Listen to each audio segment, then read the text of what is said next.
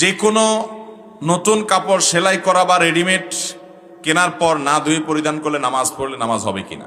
নতুন কাপড় বাজার থেকে কিনে আনছেন, এটা পরে নামাজ পড়লে নামাজ হবে? আপনাদের কি মনে হয় হবে নাকি হবে না?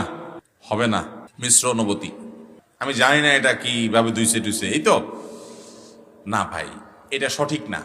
যারা উত্তর দিয়েছেন যে নতুন কাপড় ধোয়া ছাড়া নামাজ পড়া যাবে তাদের উত্তর সঠিক। হ্যাঁ, স্বাস্থ্যগত কারণ বিবেচনা করে আপনি ধুইলেন সেটা ভিন্ন কথা, যে মার খসখসে অথবা জীবাণু থাকতে পারে ইত্যাদি ইত্যাদি, সেটা ভিন্ন বিষয়। বাট পবিত্র অপবিত্রতা যদি প্রশ্ন তোলেন, তাহলে আমি বলবো একটা কাপড় বাজার থেকে কিনে আনছেন কিংবা সেলাই করে আনছেন দর্জির দোকান থেকে বা রেডিমেড কিনে আনছেন, এই কাপড় পরে আপনি ডাইরেক্ট নামাজ পড়তে পারবেন। এটা ধোয়া কোনো জরুরি না, বিশেষ করে যদি ওইটাতে কোনো নাপাক দেখা না যায়। কারণ কোনো নাপাকের আলামত যদি না থাকে, গন্ধ নাই, নাপাক দেখা যায় না, তাহলে ওটা পাক।